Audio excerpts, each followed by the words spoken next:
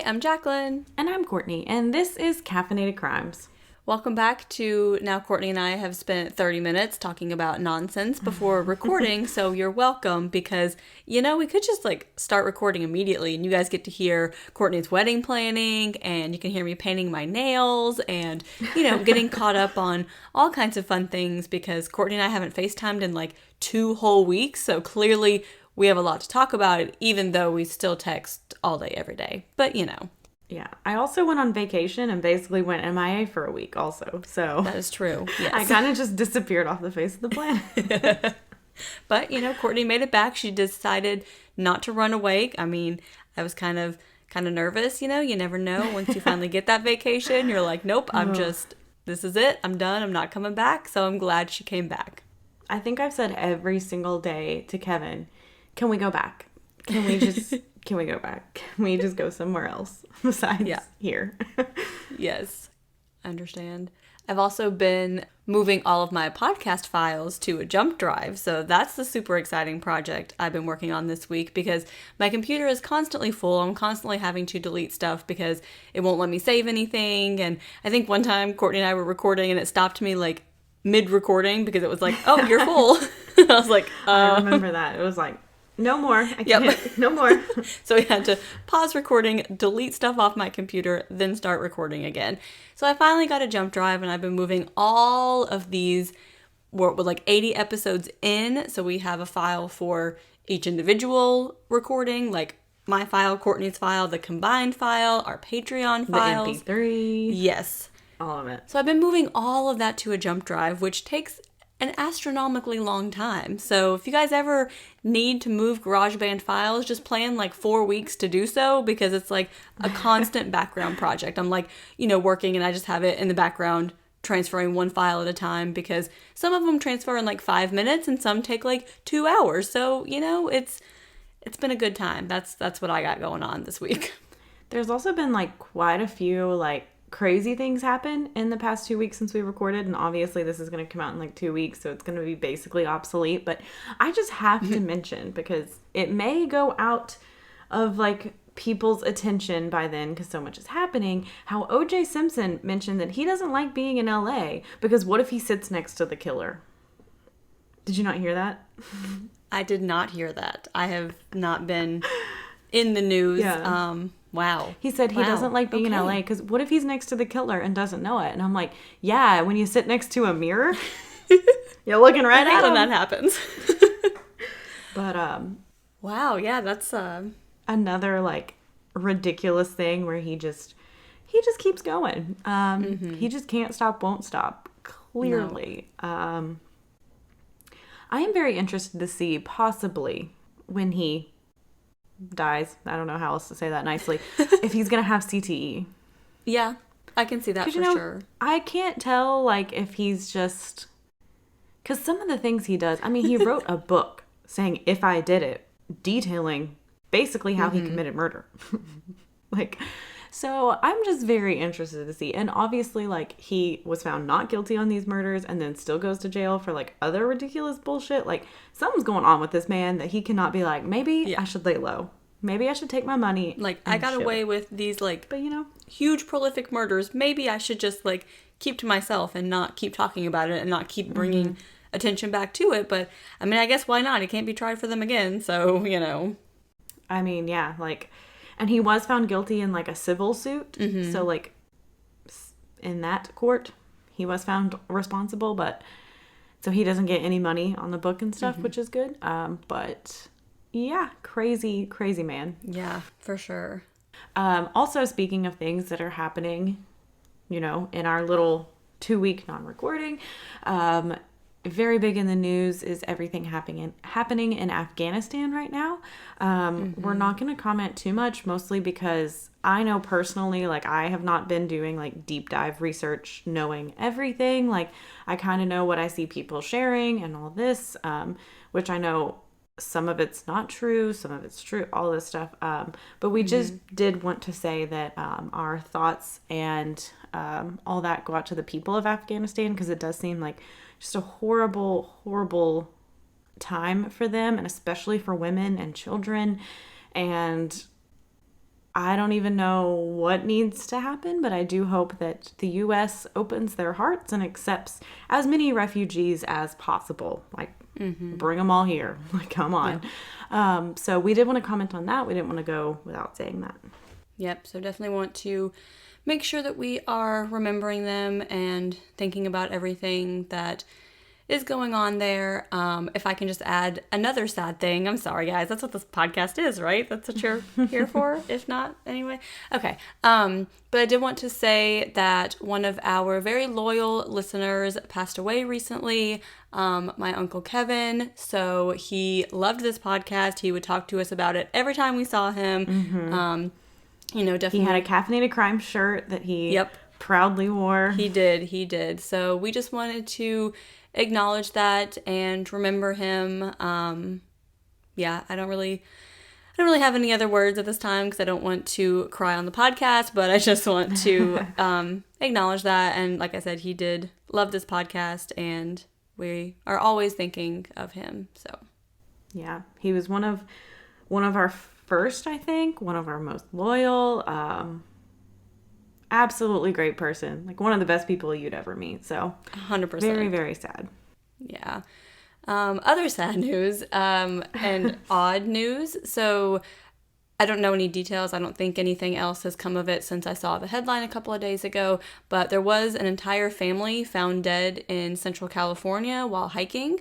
So it was a couple, their 1-year-old daughter, and their dog. So all 4 of them found dead on this hiking trail with no apparent trauma. Like there's, from just looking at them, you can't really see anything. I was reading the comments about people speculating, and this one person's like, oh, I bet it was a snake bite, and they're like, all 4 of them? That's an impressive snake. He's just boom, right? boom, boom, no boom. one could get away. Yeah, so that seems odd. Someone said maybe they ate a poisonous mushroom or something else toxic, but I mean, but would you give it to your dog? Exactly. And your I 1-year-old could see child? the dog. I could see the dog accidentally eating it off the ground or something. Yeah. But 1-year-olds aren't really eating much. Especially not oh, hey, here's this berry foraging off of, yeah. Yeah, I mean, I feel like you would, if you yourself will be willing to try a mushroom off the ground, that's one thing. But I feel like you probably wouldn't give it to a 1-year-old child. Because also, yeah, and even if it went through the breast milk, wouldn't it kill you quicker than that? If you ate a poisonous mushroom and then you breastfed, would the poison go through your breast milk into the baby if you're breastfeeding? I don't know. But I also think the poisonous mushroom would kill you before you got the chance. Yeah, it would probably be breastfeed. Pretty quick. Very quick. Also, I mean, I don't know how long they were there. It didn't say how long they had been there. So, did something happen to the parents and, the baby died of, dehydration? Did the parents die first? That's true. And, the dog didn't leave them. God. Okay, anyway. This is so sad. I can't. Yeah, hopefully we can, keep following that and see, maybe there'll be some resolution.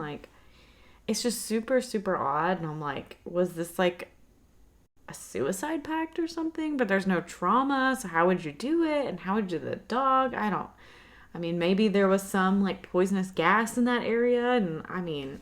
Yeah, I don't know. It's crazy, spooky, creepy. Yeah. And as Michael Scott said, who needs the outside when I have the freshest air there is? Air conditioning. And if you guys remember recently, Courtney talking about her need to insert a joke when things are sad, there you go. It is my coping mechanism. Okay, now that we've depressed you and made you sad, we're just gonna keep on going. I mean, this one is sad, but there's a lot of is funny moments insensitive to say? I mean, yes, but I also kind of agree, you'll get it. There's moments where obviously if the murder hadn't happened, we'd look back and laugh. But then the whole murder thing puts a little damper on. Yeah, it usually tends to do that. Kind of ruins the story, Yeah. Always ruining the mood, that murder.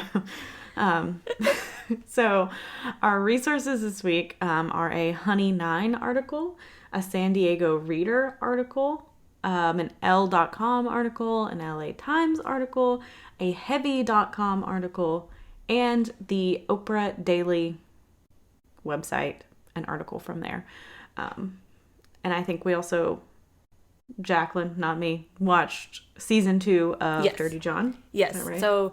So that kind of helped inspire some of this. And so I watched it, and then I did, the research from like these articles, and it seemed like it was very like on point. Like it was, a lot of, it was a very realistic, rendition of it. They did leave out some things that they didn't feel like were, super important or whatever. Also want to add, sorry guys, we are all over the place today. Can you tell it's been 2 weeks since we recorded, 3 weeks since we recorded. This was a recommendation from our listener and Patreon subscriber, Mary Alice. So thank you for the suggestion. Of course, it ended up being a batshit crazy one, so very interesting to research. Also, season 2 of Dirty John was really good, whether or not you're watching it for, the facts or just for entertainment. It was a very good season, and again, was very, very accurate according to the other resources that we found as well. I mean, with this story, you don't have to add much. It's got it all. True. Speaking of being all over the place, so since you're here and you're not going to you might skip through this, but we wanted to make an announcement right before we got into the story, just in case people don't listen to the full end. Like, I totally get it. Once we start listing off our socials, you might just skip to the end. You know what's coming. We do want to remind everyone we are still doing our Apple Reviews giveaway. So that is still happening. We're trying to get to 50, hopefully 5 stars. If you don't like us, just don't worry about it. Skip on 30 seconds ahead. You'll be good. But once we get to 50, we will select someone to win a pin, a sticker, and a $10 gift card to the coffee shop of your choice. Please just also leave a comment, not just a review, and put some kind of, put maybe just your first name or a nickname, something that we can like find you by, because if, your name doesn't have anything to do with you, like we don't know how to put your name in or find you. And if you don't want to put anything that reveals it's you, you can also take a screenshot before you submit it and send it to us on any of our socials, email us. If you know us personally, you can text us, like we'll keep track of that. But we are at 35 reviews, so we're really, really close. We just need 15, either from you, from your mom, from your dad, from your aunt, uncle, grandma, from your son, your cousin, whoever, to tell them to review us. 5 stars, leave something. Win-win all around. We get recognized. You get a chance to win something. Who doesn't love free stuff? So I just wanted to add that here so that hopefully more people will hear it. Maybe more people will go review. And now, since I've been delaying this case, we will get started. Yes. Dan and Betty Broderick are one of the most infamous divorce couples in the United States. Their 16-year marriage turned into a bitter divorce and custody battle that eventually led to murder. Remember that murder thing we mentioned? It's there. So Elizabeth Ann Biscaglia, who went by Betty, was born on November 7th, 1947, and she was the third of 6 children and grew up in Eastchester, New York. I hope that's right and not one of those, like, New England weird names, so sorry if it's wrong. It's just pronounced completely differently. Yeah, reading it, I was like, oh no. So she came from a fairly well-off family, and Betty said they had cars and memberships at country clubs, and her mom had a lot of designer clothing, so, clearly living a good life there. Daniel T. Broderick III was born on November 22nd, 1944, and was one of 9 children raised in a tight-knit Irish Catholic family in Pittsburgh. Jaclyn wants me to insert an obvious joke about Catholic families with 9 children. If you can tell how much sleep Jaclyn got when adding that note. She didn't even put in a joke. I thought it was... She just said insert the joke. Nope. She's like, you come up with it. Figure it out on the fly. You got it. I got the setup. You just got to deliver. We all know those Catholics don't believe in birth control, so just gotta pop. And you can eventually see how Betty and Dan just pop also. Good Lord. I cannot, 9 children. 3 seems like a stretch. But I was reading recently some comments on some parenting blog article, something in the middle of the night, talking about a lot of parents are like, oh, after 3, like, you don't even notice the other ones. It is true, though, because that oldest one gets to an age where basically they're now the third parent. They're no longer a sibling. Exactly. They're the third parent. So it's like, now you got extra hands helping you, and you're just like, take care, which is, I know a girl that I was really close friends with growing up. She was like, I don't want kids. And she was like, my parents were shocked, but I was the oldest of, they had probably 7, 8, 9, not all, like, a lot of them were adopted. But she was like, I raised kids. She's like, I already did it. Yeah. I put it in. She's like, yep, I'm done with that part of my life. I'm ready to retire. Yeah. She's like, I don't want kids. I already raised kids. I'm good. But yeah, can't imagine childbirth. I can't imagine childbirth once, let alone 9 times. I mean, they say after so many, they just kind of walk on out. So, I don't know. If you guys have a bunch of kids, just slip and slide. Just Anyway, so Dan attended Notre Dame for college, and in the fall of 1965, he did meet Betty when she was visiting a friend on campus. He was 21 years old, and she was 18 at this time. So, after graduating from Notre Dame, Dan went on to med school at Cornell University in Manhattan, which allowed him to be closer to Betty, who was attending the College of Mount St. Vincent in the Bronx. And so Betty did graduate with a degree in early childhood education, and the couple married on April 12th, 1969. So they took a cruise to the Caribbean for their honeymoon, and while on this cruise, Dan sent their housekeeper away and said that Betty would do their cooking and cleaning now. Like, okay, all right, Dan. I mean, I'm pretty sure the housekeeper is, like, included in the cost of your cruise, so, like, maybe just keep her for the week. Why not? Also, I don't know the difference between 1969 cruises and 2021 cruises, but aren't you also in, like, the tiniest cabin and you don't even have, like, a kitchen? Yeah, like, what are you gonna cook exactly? I don't... I made ramen again. It's cold. There's no microwave. But I mean, maybe cruises were a little bit different then. Like, maybe you kind of had more like a hotel room. Yeah. But I don't actually know. But yeah, you're on vacation, you ain't doing shit. Is my motto. Anyway. And Betty said she was fine with this arrangement because it was the kind of family we were both from. So she's like, I mean, this is the 1960s. You did see that stereotypical, the man makes the money, the woman keeps the house, she does the cooking, the cleaning, all that. Which, if that's something that you are fine with, by all means. I mean, yeah. You do you, whatever works in your family for both individuals, by all means. It's just when both parties are not in agreement that that's an issue. Yeah, exactly. So she accepted that she'd be the one to run the household and raise the children while Dan would earn the money. And Betty returned from their honeymoon pregnant with their first daughter, and she gave birth to Kim in January of 1970. So Dan graduated with his MD shortly after that, but then Dan told Betty, like, he was really unhappy with, like, medicine. Like, he didn't really like this decision, which that's a lot of student loans to take out to be unhappy, but also follow your dreams. He decided that he would go to law school instead and that he could specialize in medical malpractice with his unique knowledge of medicine. So that's a good way to, like, flip this situation and help yourself out. Mm-hmm. So Betty got pregnant again quickly after Kim was born and gave birth to their daughter, Kathy Lee, who went by Lee, in July of 1971. So at this point, Dan does enroll in Harvard Law School, and Betty continued to work, and she was the primary earner at this time while also raising both of their daughters. They were fairly poor. I mean, you don't make a lot of money being in law school. Mm-hmm. You're also raising 2 kids, like, it's a lot. So they didn't really have many luxuries, but they did believe, like, their hard work would pay off once Dan became a successful lawyer. Life sucks right now, but think of, like, 5 years down the road, we're going to be rich.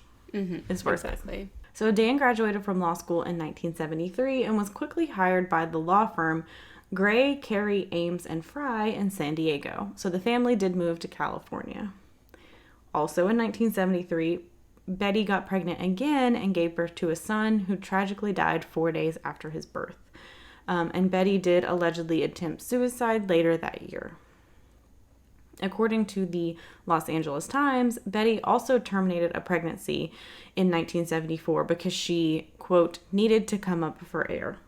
So maybe, it is so fresh in your mind, like going through with this pregnancy and then your baby dying. And it's like, I can't do this again right now. Like, I'm not in the mental place. And they may have also both been practicing Catholicism, which does not believe in birth control. So they don't really believe in abortion either. But, And according to the book Hell Hath No Fury, a true story of wealth, passion, love, and envy, and a woman driven to the ultimate revenge, by Brenna Taubman.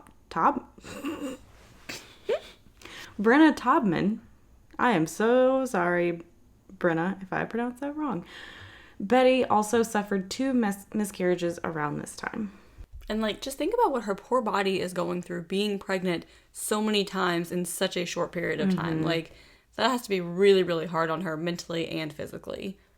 And you're raising, like, these children, and you're also the primary caregiver at this time. So you're trying to raise these kids and also work, and you're probably just exhausted, and you're trying to, keep the family afloat. Like, that is a lot of stress on somebody. And, like, like I was saying before, sometimes the oldest can help. But, I mean, at this point, your oldest is, like, 3. Yeah. You've got more. Exactly. So that's stressful.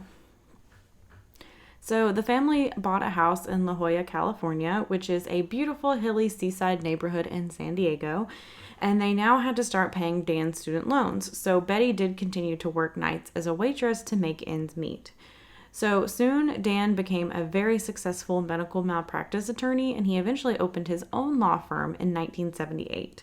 So he was then making enormous amounts of money, like they had envisioned. They're like, this is what we were working for. And it just appeared to be your Hollywood-style rags to riches story. You're hustling, and then now you're making the money, and you get to have the fun. And at this time, Betty did get pregnant again and had their son Daniel IV in February 1976. She then had their final child, a son named Rhett, in 1979. She did get pregnant again in 1980, but her doctor warned her that varicose veins and other complications could threaten her life, so she did decide to have an abortion and get her tubes tied. So, they have 4 kids at this point, had a few miscarriages, did have a baby die. Like, it's probably best. Let's call it quits. She's like, mentally, I just cannot do this anymore. Let's end this part of my life. Yeah, and even her doctor's like, girl, we need to... Yeah. Which I didn't know varicose veins could, like, cause so many issues. I didn't either. Honestly, okay, this is going to sound real stupid of me. I don't care. Come at me, I don't care. That, like, I just thought varicose veins were, like, a bad thing because they were, like, looked bad. You know what I mean? Like that was, cosmetic. Like, the main... It was, like, more of a cosmetic thing because I guess, like, all the commercials I see, they're like, do you want to get rid of the look of your varicose veins? And, like, I knew there was some, like, medical implications, but I didn't think it was, like, hi, this can kill you if you're not careful. Yeah, I don't know. I mean, the article didn't go into details about that. It just said that was, like, one of the reasons that her doctor listed. So, I don't know. If you guys have experience with varicose veins, let us know, because clearly we don't know. Yeah, it is the 1970s, too. True. We all know there's some weird medicine we didn't know about Very then. true. So Betty has said they had a happy marriage and life until the 1980s, but Dan said there was tension in their marriage all along. And he claims she even asked for a divorce shortly after they got married, and their marital tensions escalated in 1983 when Dan hired 22-year-old Linda Kolkina as his legal assistant. Betty soon became suspicious that he was having an affair and even confronted Dan about it, but he continually denied it, He's like, no, what are you talking about? I'm not having an affair. Not me. What? But Betty asked Dan to fire Linda because she was uncomfortable with her being his legal assistant, but Dan refused, which made Betty even more suspicious, which I kind of get too. If you're like, this is making me uncomfortable, and you're like, no, I'm not going to fire her. And it's like, well, why aren't you going to fire her? Mm-hmm. Yeah. And in the show, what's going on here? Yeah. And in the show, I don't know if it was taken from, exactly what happened or if they just speculated, but, she was like, I want her gone by this date or you need to be gone. And he's basically like, no, I pay the bills. I'm not leaving or firing her. So, good luck, basically. Yeah. Betty allegedly attempted suicide again this year. And Betty did go to Dan's office to surprise him for his birthday and learned he'd left with Linda for the afternoon. So she went home and set his clothes on fire. Yeah, sounds pretty reasonable. Even after this, Dan denied the affair and said they'd been working that afternoon. So, I mean, obviously setting clothes on fire is a bit drastic, but I do get it because Betty did, like, raise their children, maintained their household, and basically worked to be the primary caregiver throughout this entire time. And then Dan's just like, oh, well, too bad. Yeah. Don't care about your feelings. I'm rich now. Goodbye. So I do get, like, that would be very frustrating, like, giving so much of your life to helping this person succeed. And then they're just like, no, oh, well, I'm the captain now. I'm the top dog. Doesn't matter. And then you just keep continually denying this affair. Like, I mean, Dan Broderick is just, like, the example of gaslighting, like, 100%. That's what I was thinking the whole time, yeah. Like, yeah, he's just like, no, I'm not. You are crazy. You are the crazy one. I am not having an affair. I am not, like, why do you keep imagining this? Like, you just keep making up these things just because you don't like her, so on and so forth. But then, Courtney. But then, in 1985, Dan did admit the affair. Oh, shocker to absolutely no one. Didn't see that coming. And he moved out of their home to start his new life with Linda. So this started an extremely bitter divorce and custody battle, as you can imagine. And Betty did spray paint the interior of the home she shared with Dan, broke many glass objects around the house, and left him vile voicemails just full of profanity. And Dan was told nothing could be done legally about the property damage because they both owned that property. So it's like, well, she's not damaging your property, she's damaging her own property, and we can't charge her for breaking her own glass. Like, I don't know what you mean to tell you. Yeah. So he then officially filed for divorce. Betty continued with her shenanigans. Again, she was gaslighted and treated horribly, but she is going a bit off the deep end here. Like, don't think that we're, like, defending Betty. We're just saying Betty did get handed a shit hand here. But she also went a little Didn't off the handle deep it very end. well. Yeah. Yeah. Therapy, honey, therapy. So she did continue with her shenanigans by defacing court documents where she wrote God in place of Dan's name. And in the Netflix series, Dan would have their court dates changed without notifying Betty, but we're not really sure if that's fact or creative license. So we don't really know if that was just added in. I feel like I maybe remember reading this in an article, but it could have also just been quoting the Netflix series. Yeah, that's where it gets kind of tricky, where it's like, which came first and, making sure that it was accurate. But based on the other true evidence that we do have, it wouldn't surprise me, but that's not fact, so we're because they were both kind of being like, neither one was being the adult here. Correct. So after Betty started leaving the hateful voicemails, Dan started deducting money from her monthly support payments every time she did, to the point where now she owed him money at the end of the month. And before this, he paid her a monthly support amount of $9,000. So he's like, deduct, which I don't know if you can legally do that, but that's what he was doing. I think because at this point, he wasn't ordered to pay that money because they were still, like, in the process of divorcing. So he just, out of the kindness of his heart, was doing that. But, like, at the end of the month, he would give her, like, an itemized, like, receipt, basically, that was like, you left a voicemail and called me a dick on this date, minus $500. Here's a fee. Every time you call me a dick, here's a fee. Yep, exactly. And he charged her, like, a certain amount for, like, each voicemail, each cuss word, each time she, like, arrived at his house, and then, like, a higher amount if she, like, entered the house. Like, I mean, it was super specific.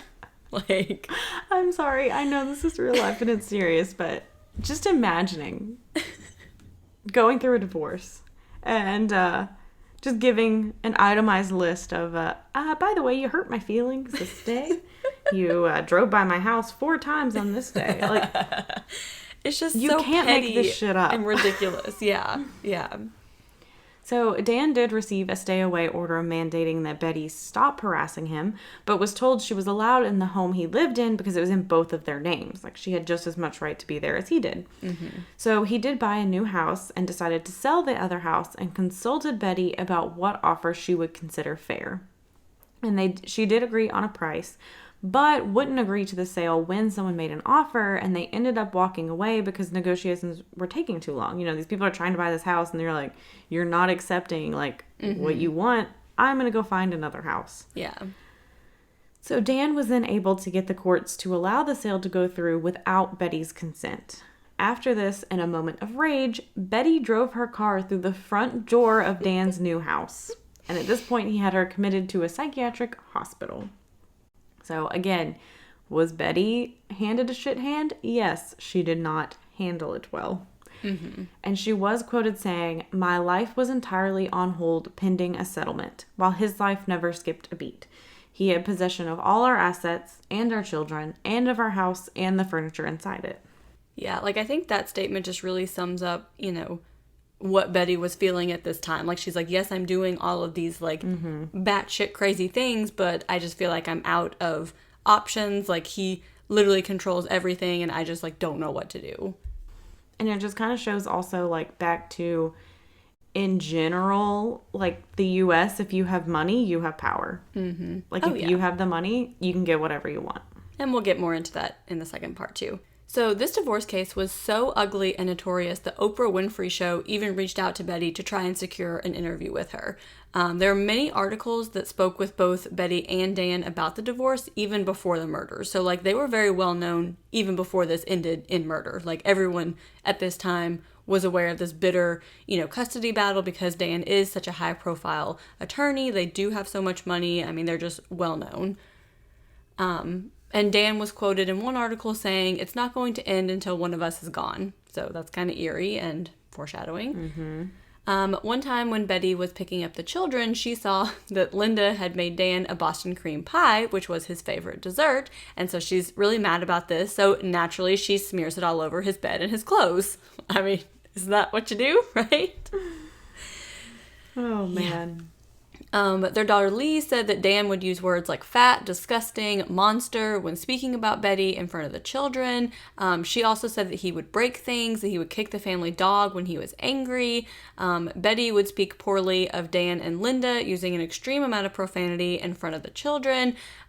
Some sources differ on the word used, but she would repeatedly refer to Linda as either the cunt or the bitch in front of her children. And that was like the only way that she would refer to her. So yeah, that's not funny because kind of funny. These poor kids, but it's funny. Like I do feel really sorry for the children because you're having to hear both parents just bash each other. But if like Linda was like talking to her friends, I mean not Linda, Betty was talking to her friends about Linda and calling her like the cunt. Mm-hmm. That's pretty fucking funny. Yeah. But for sure. So clearly there was a lot of hostility on both sides. Betty also had trouble securing a skilled attorney because many of the best attorneys in that area were friends with Dan. So like she's like going through, the phone book trying to find like someone who will take her case. And it's like, okay, well, I don't really trust them because they're friends with Dan.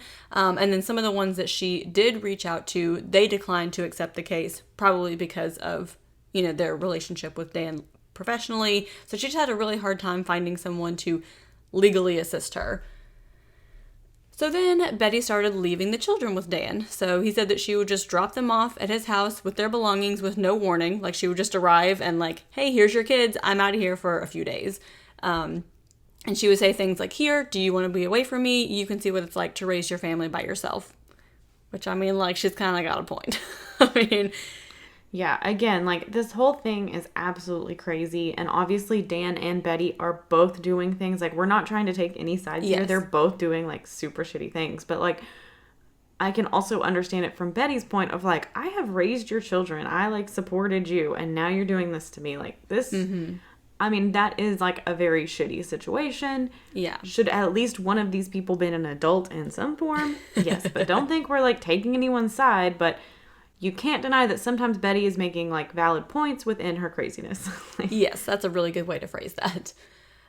So Betty still did not have an attorney when their divorce was granted in July of 1986. So she decided not to attend the court proceedings because she thought that it would be put on hold until she was there.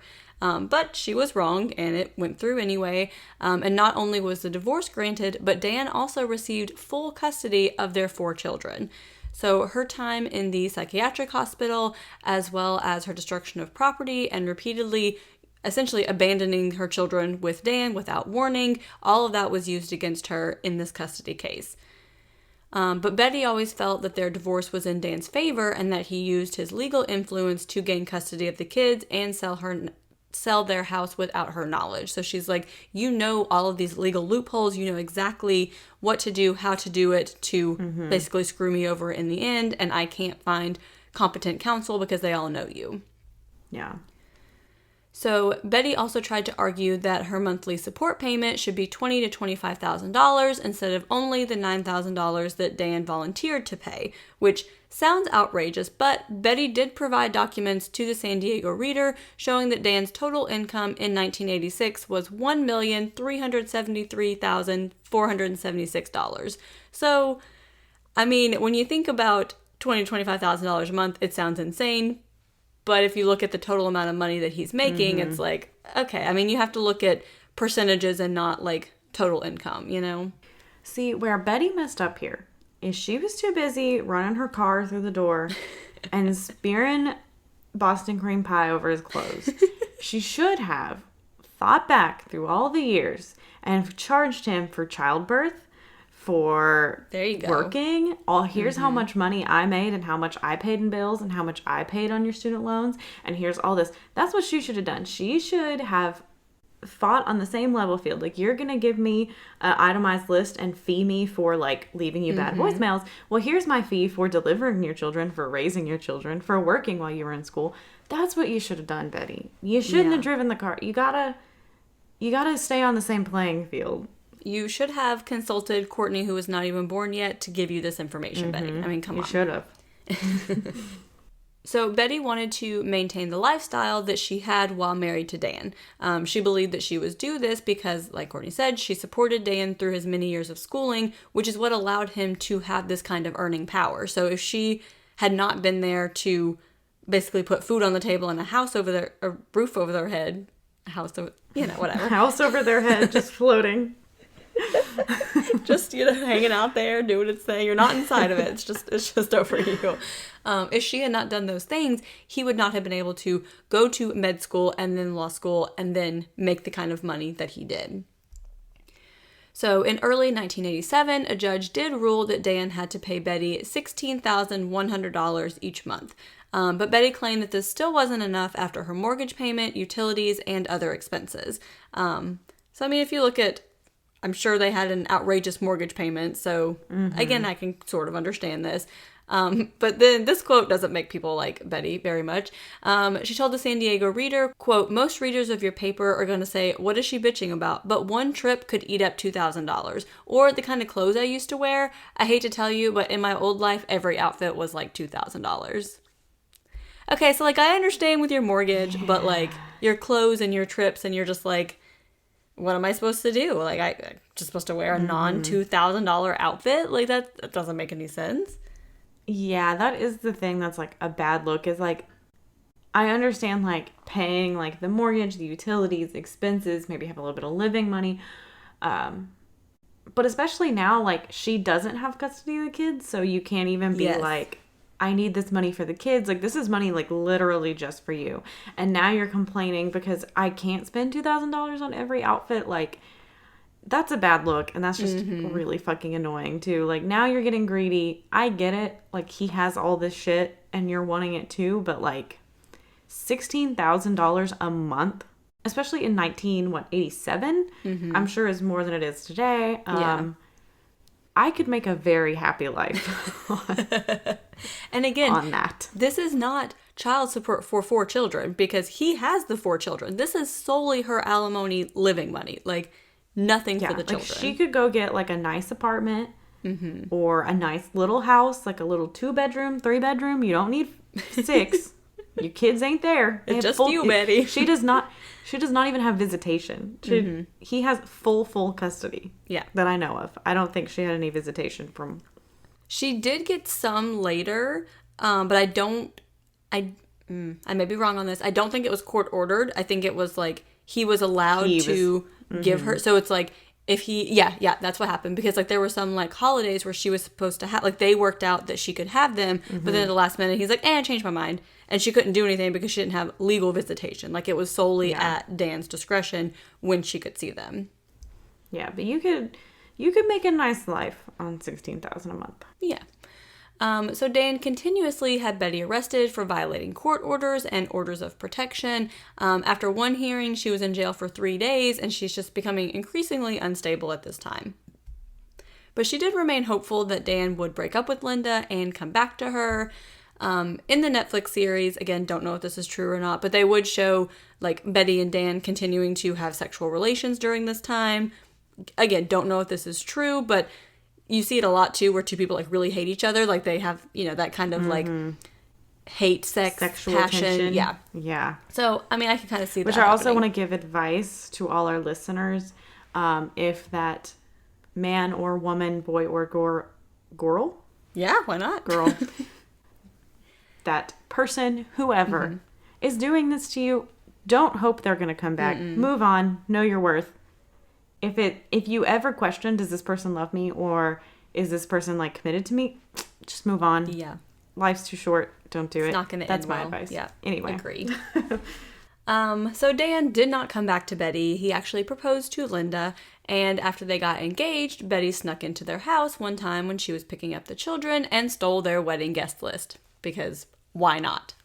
What? Like, what are you going to do with that? As someone currently planning a wedding, I would be pissed. Right? Do you know how long it took me to figure out the guest list? Like, you work hard on that shit. So when Linda realized that this is what must have happened, she snuck into Betty's house to get it back, and then also stole Betty's private journal at this time. So, like, come on. So now Linda's not being an adult. Come on, guys. We're all children here. These 4 children are more adults than these 3 adults in this scenario. So Betty allegedly told her kids that she would kill Dan, and then he got a restraining order against her. He also recorded the hateful voicemails that she left him and Linda, as well as phone conversations that she had with her son, because he's like, I'm going to use all of this against you. I'm going to keep recording them. One time Betty told her son that she wished that Dan would just die and that Linda would get drunk and drive her car off a cliff. Like, these are things that she's telling, like, her fairly young children. Like, I think her boy was, like, 7 or 8 at this time. Like, that's not really a way you should talk to their children about anyone, especially their father. So her son told Betty that they wanted to live with her, but she was making it hard and that all she cared about was her money. Because, again, in all of these legal battles, she's not fighting for custody of her children. She's only fighting for more money for her alimony. Like, she never was, like, trying to get custody of the children, because in her mind it was like, I'm going to stick it to Dan. Like, I want you stuck with them. Like, I truly think that she loved her children, but she wanted him to realize how hard it was to raise them, so she wasn't fighting to get them back. And her kids are like, we want to live with you, but you aren't even trying to get us. Like, you're not trying to fight for us. Yeah. And, like, that's, your kids should come first. Money shouldn't matter. Your kids, I mean, money's nice, but your kids should come first. Yeah. And Betty told her son that none of this was her fault, that his dad was the one who lied and cheated, and then he and the cunt/bitch caused this. So again, this is what she's referring to her as to her children. And she's like, no, none of this is my fault. It's all his fault. It's all their fault. Like your kids, I'm sorry, your kids should not be in the middle of your marital issues. Like, they shouldn't have all of the detailed information of what's going on in your private marital discord. Is that the right word? I think so. Anyway. Sounds right. Okay, we'll go with it. So, Betty and Dan's divorce was finalized in January of 1989, and she received a cash award of $28,000 and monthly support payments of $16,000. And then the cash award of $28,000 is kind of, it's a very small amount for Dan's worth. You know what I mean? It's like, this is your one time, like, what you get of his assets. Like, yeah, that's not really a lot. I mean, if you think about most of the time when you've been married for so many years, like, you get a portion of assets, of retirement, of things like that, because they are seen as joint assets. But again, Dan knew a lot of legal loopholes and knew how to, like, get things just in his name or transfer them over into other places. Like, he knew how to make sure that she didn't get her fair share of their community assets. So Betty continued to leave threatening voicemails for Dan and even repeatedly said that she would kill him. So then Dan and Linda got married on April 22nd, 1989, and Dan even hired security guards because he was afraid that Betty would show up and, cause chaos, which is a very valid fear, I feel like. Very, very valid. Yeah. So then on November 4th, 1989, Betty received a letter from Dan threatening to take her back to court over her behavior and attempting to take away the little bit of visitation that she currently got with her sons. So the next morning, Betty stole her daughter's keys and let herself into Dan and Linda's home, where they lay sleeping in their bed, and she shot them 5 times. She then removed the telephone so they couldn't call for help and left the house. She called her daughter Lee and spoke with Lee and her boyfriend before turning herself into police. So by the time help arrived, Dan and Linda were both pronounced dead. Betty said that she took the guns over to their house to make them listen. She said that she was tired of the legal battles and she just wanted everything to end. Another time, she said that she was going to kill herself in front of them.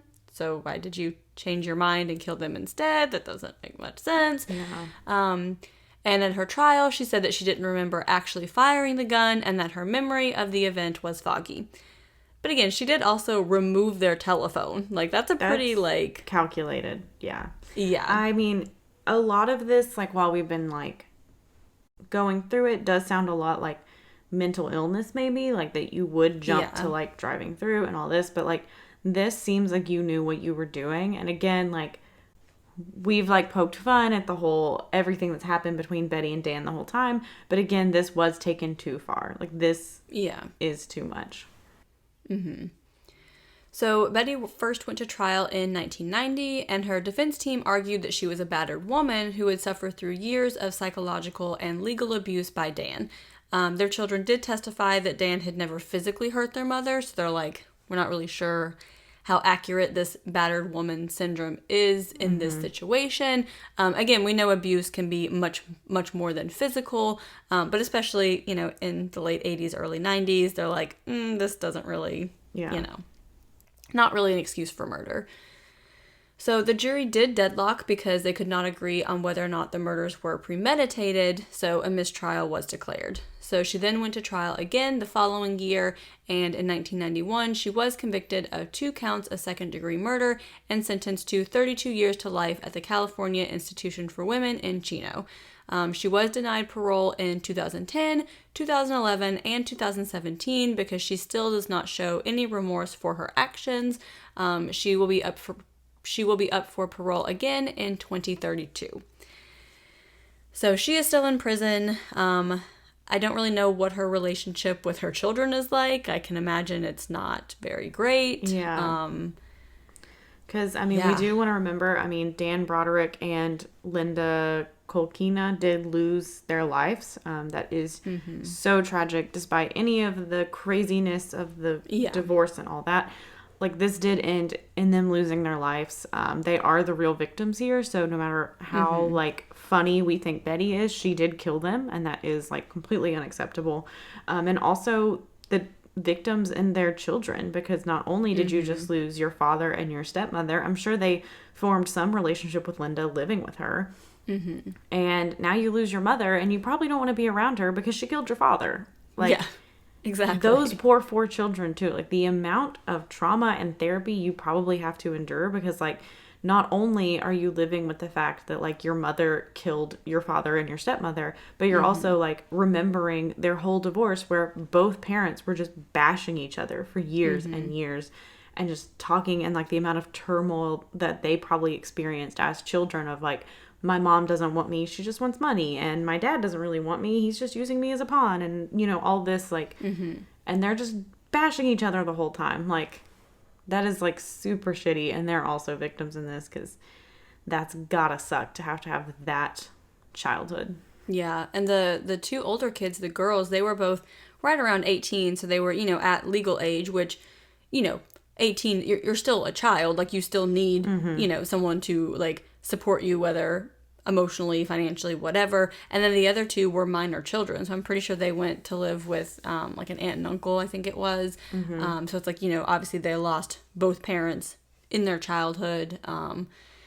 Again, just so sad. Like, there's so much abuse on both sides of this situation. Again, just like emotionally, manipulative, legally, all kinds of stuff. And then obviously Betty was the physically violent one. So, I mean, I did feel for her throughout some of these, you know, encounters, but again, murder is never the answer to anything, but especially this. I mean, she was not in any kind of physical danger. You know, he had never physically hurt her. It wasn't like she feared for her life at that moment or anything like that. And again, like we said, with the removing the telephone, that is very calculating. Like, that is pretty... I mean, she did turn herself into police right afterwards, which I found interesting. But she also has never shown remorse for it. So it's like she still thinks that she's in the right here. You can find interviews of her. I'm pretty sure it was Oprah that interviewed her after she went to prison as well, like via like video conference in the 90s, which was crazy because that wasn't I didn't realize that was possible. Yeah. But you can see like these interviews and she's basically just like defending herself. Like, no, I did what I had to do. You know, he manipulated me in all these ways for so long and that's what I had to do. So, yeah. Yeah. And that's the thing too, like, Dan was not a perfect human. Like, he did like probably gaslight Betty. He did, you know, kind of use his legal things or whatever, but he did not deserve to die. He did not deserve to be murdered. Having an affair, all this stuff does not deserve for you to like be killed. So definitely. So yeah, that is the crazy... It's really sad. Yeah. This is the very tragic story of Dan and Betty Broderick. Their many, many years legal battle ending in the murder of Dan Broderick and Lena Colcana. Yeah. It's a crazy one. It's like I said, had a lot of just like moments you could kind of like laugh at, but it did end in murder, which is not funny.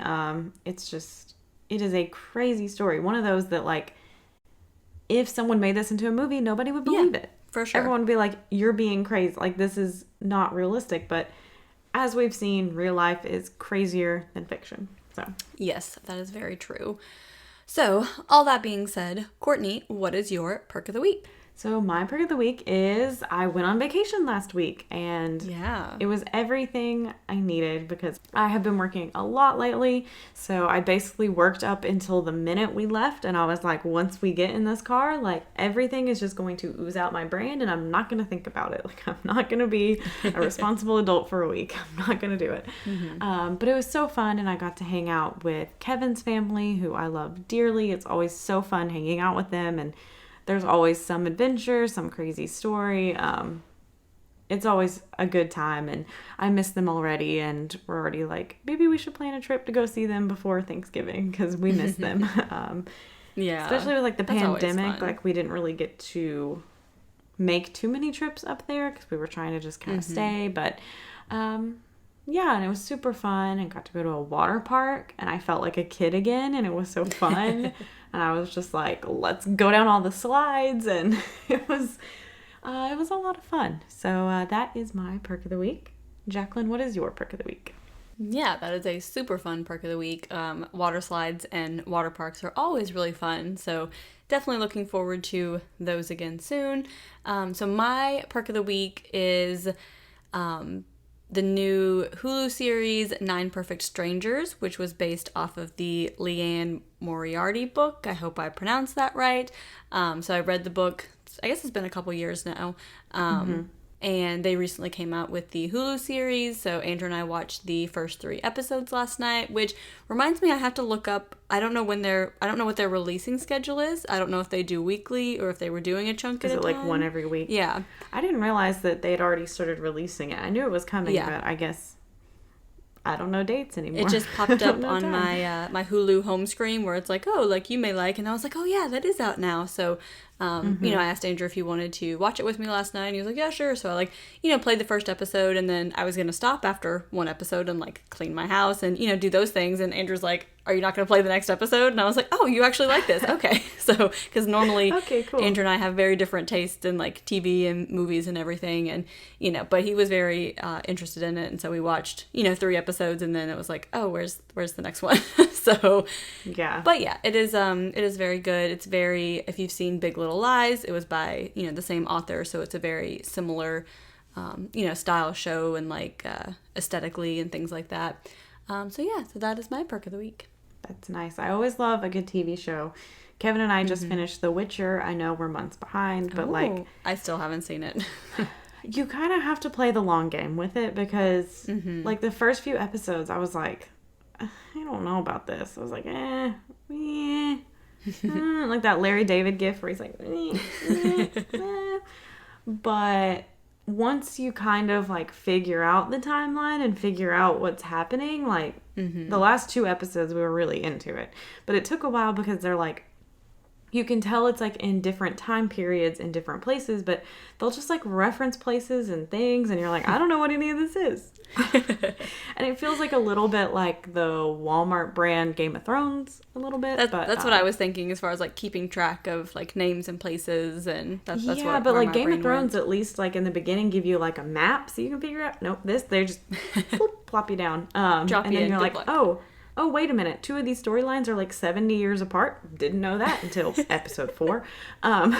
So it was kind of hard to like get into, but once like we figured it out, we were really into it. So season 2 is coming out in December, so that'll be fun. Yeah, definitely. Yeah, love a good TV show. For sure. And if you guys want to tell us about TV shows that you like, or if you have watched either of those shows and you want to comment on them, you can do so on Instagram at Caffeinated Crimes Pod, on Twitter at CAF Crimes Pod, that's CAFF Crimes Pod. We are on Facebook at Caffeinated Crimes Podcast. You can email us at caffeinatedcrimespod@gmail.com. And of course, if you are interested and able, you can head on over to patreon.com/caffeinatedcrimes, where we have bonus episodes. We have our fun Discord channel. We have monthly Google Hangouts, we have Q&As, we have all kinds of fun stuff, so make sure that you check that out as well. And I'll just say it again, once again, for safe measure, in case you forgot and you're here now and you're like, oh yeah, I meant to do that. Apple review, go give us an Apple review, give us a 5-star, write a comment, put your name, or screenshot it and send it to us. Something, make sure to screenshot it before you send it, and don't just screenshot like an old one and be like, it's me, because I don't believe you. Courtney's very skeptical of everything. So please do that. Again, once we get to 50, we will draw a name and you'll get a pin, a sticker, and a gift card, a $10 gift card to the coffee shop of your choice. Dunkin', Starbucks, Dutch Bros, Tim Hortons, Wawa. I don't know, whatever you want. Y'all know. I've said this, 80 times now. But please go do that. It would make us very happy. But in the meantime, go have a cup of coffee. And don't commit a crime.